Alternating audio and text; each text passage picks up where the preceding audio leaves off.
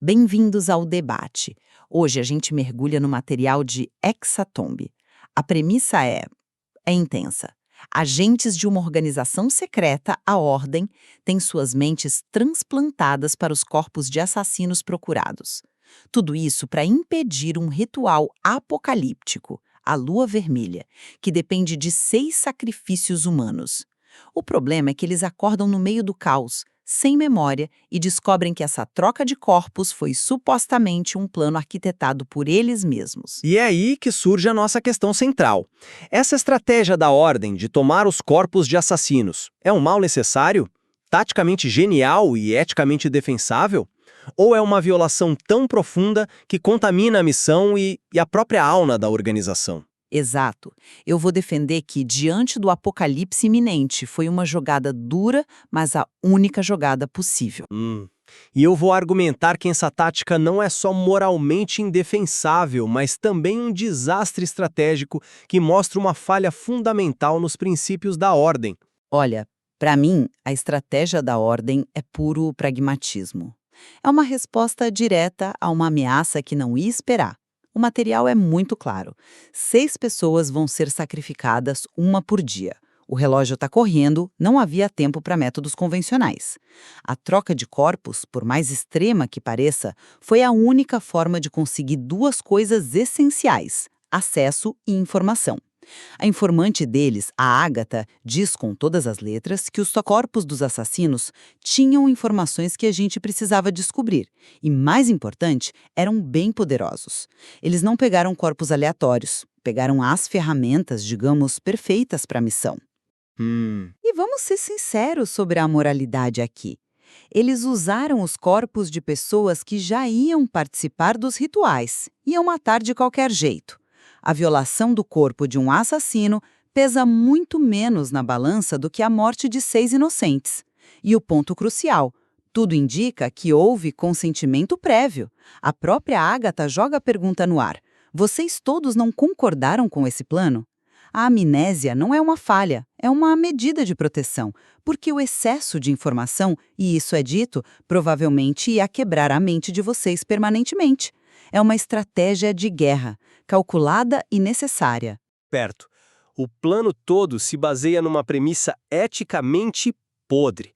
Um consentimento que ninguém lembra ter dado. Que tipo de consentimento é esse? Um dos agentes, em puro desespero, pergunta: teve consentimento, a gente concordou em... Pera!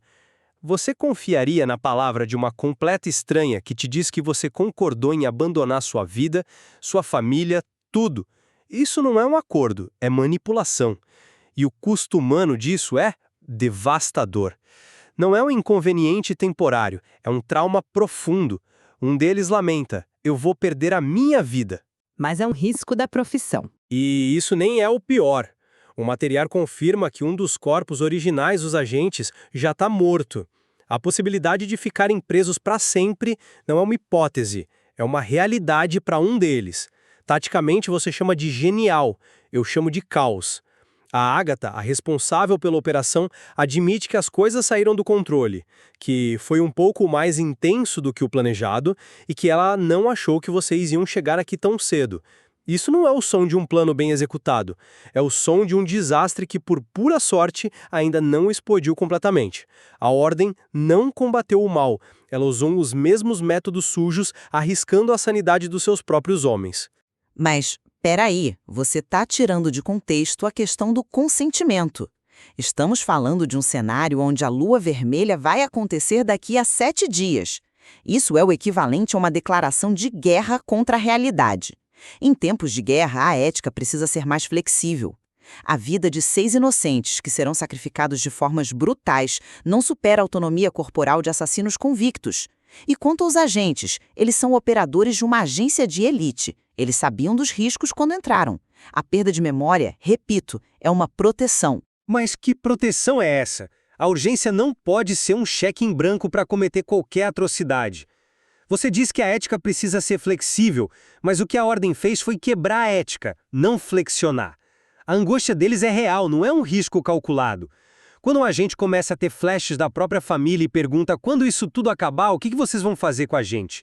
Isso mostra o terror da situação deles. Eles não são peças num tabuleiro, são seres humanos que foram despojados de suas identidades. E a morte do corpo original de um deles prova que o risco não é temporário, é permanente. Você está defendendo uma lógica onde os agentes da ordem são descartáveis, ferramentas que podem ser quebradas em nome da missão.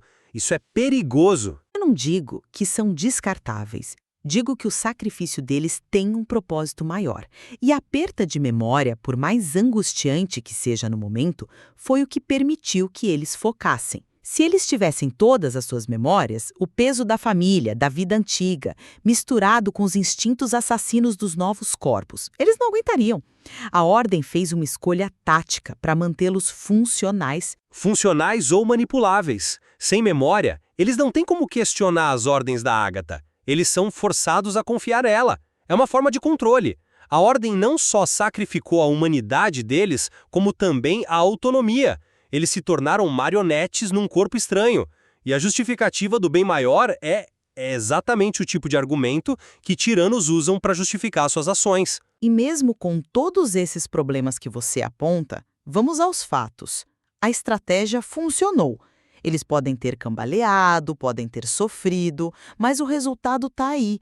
Eles encontraram um informante, conseguiram se infiltrar no Demônica Club, sobreviveram a um massacre que deveria tê-los matado e, o mais importante, abriram o portal para o Hexatombe. O plano os colocou exatamente onde eles precisavam estar. O acesso às habilidades dos assassinos, a tal intenção assassina, foi o que os manteve vivos. Como você pode dizer que um plano que alcançou seu objetivo principal é um fracasso? Eu chamo de fracasso porque o sucesso foi um acidente. Você está confundindo resultado com planejamento. O plano era instável desde o começo. A própria Ágata, a controladora da missão, foi surpreendida. Um plano taticamente sólido não depende da sorte. E a que custo veio esse sucesso? O risco deles perderem o controle não era uma possibilidade, estava acontecendo. Ágata os avisa que as memórias e sentimentos dos corpos originais se misturariam com as deles. E a gente vê isso na prática. Um dos agentes, depois de matar uma criatura de forma brutal, admite: "Eu gostei de cortar a cabeça dela fora." Você entende a gravidade disso. O plano não está só colocando a missão em risco, está corrompendo a alma dos agentes. Ele está transformando os heróis nos monstros que eles deveriam combater. Chamar isso de sucesso é ignorar a bomba relógio psicológica que a Ordem plantou na cabeça deles. Eu vejo isso como um efeito colateral esperado, não como uma falha. É claro que haveria um custo psicológico. Eles estão numa guerra paranormal. O importante é que, apesar desse conflito interno, eles conseguiram manter o foco suficiente para avançar. Você está se apegando aos quase desastres, mas no final do dia eles não falharam. A missão continua, o portal está aberto. Isso é um fato tático inegável. Não. O fato inegável é que a Ordem os jogou numa situação caótica, sem rede de segurança, sem um plano de extração claro e com a psicologia deles se desintegrando.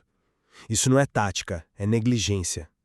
É uma aposta irresponsável com a vida e a sanidade de seus agentes. O sucesso que você celebra foi conquistado apesar do plano, e não por causa dele. E essa vitória pode ser justamente o que vai destruí-los por dentro. Essa complexidade toda, sabe? Essa área cinzenta onde o sucesso tático e o custo moral se chocam é exatamente o que torna narrativas como essa tão poderosas. É o que faz do RPG uma forma de entretenimento tão estimulante. Não há respostas fáceis. Você é forçada a pensar estrategicamente, a pesar decisões impossíveis.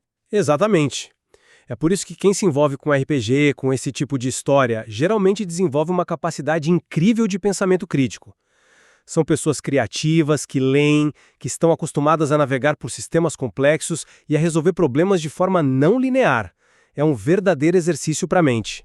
E é curioso você mencionar isso, porque essa habilidade de manter o foco, de pensar estrategicamente e de se dedicar a um problema complexo, é exatamente o perfil de quem se prepara para grandes provas e concursos. Vestibular, concurso público, OAB, residência médica, exigem a mesma disciplina mental. E a mais pura verdade, a musculatura mental é a mesma. Se você é estudante e está nessa jornada, querendo se preparar de verdade, entra agora em medcoub.com.br, baixa o app e aproveita o maior banco de questões do Brasil com provas anteriores de todas as instituições, questões comentadas, resumos práticos, aulas completas e flashcards prontos para revisar onde e quando quiser. Mas voltando ao nosso ponto sobre a integridade da ordem. Sejamos realistas sobre o universo em que eles atuam. O inimigo é paranormal, caótico e não segue regra nenhuma. Você não pode lutar contra um horror cósmico seguindo um manual de boas maneiras. A pureza moral nesse contexto é um luxo que custa vidas inocentes. A ordem fez o que precisava ser feito. Eles sujaram as manos para que o resto do mundo pudesse continuar dormindo em paz. Agiram como uma agência de inteligência real em tempos de guerra. Sinto muito, mas não compro esse argumento de sujar as mãos. Existe uma diferença enorme entre fazer uma escolha difícil e se tornar aquilo que você combate. A Ordem não só adotou táticas de violação mental e corporal, ela se espelhou no caos do inimigo. A fala de um dos agentes, "Eu sou eu aqui dentro, mas eu não sou essa pessoa de fora", não é o lamento de um soldado fazendo um sacrifício. É o sintoma da identidade dele sendo destruída pela própria organização que ele serve. Isso é corrupção moral, pura e simples. É uma crise de identidade temporária em nome de um bem maior. Eles ainda são agentes da ordem, lutando pelo lado certo. A estrutura moral deles, no fundo, permanece. Completamente essa ideia. O Exatom não é uma missão de infiltração para impedir um ritual. É uma arena, um Battle Royale onde diferentes equipes se caçam. A Ordem não só usou um método questionável para colocá-los lá dentro, eles mentiram sobre a natureza da missão. Eles os jogaram deliberadamente no massacre, omitindo a informação mais crucial de todas. Isso não é sujar as mãos, isso é traição. Eles não quebraram as regras para salvar o mundo, eles traíram seus próprios agentes. Como você pode defender uma organização que faz isso? Isso vai além de qualquer justificativa pragmática. A informação do Giovanni ainda é parcial. Não sabemos o quadro completo. O que sabemos é que, diante de uma contagem regressiva para o apocalipse, a Ordem colocou seus melhores agentes no campo de batalha da única forma possível. Foi um plano audacioso, arriscado e com um custo altíssimo, sim. Mas foi a única alternativa viável para intervir. O fato de terem chegado ao portal do Exatomb prova que, no cálculo final, a eficácia da missão justifica a dureza dos meios. O cálculo final ainda não chegou.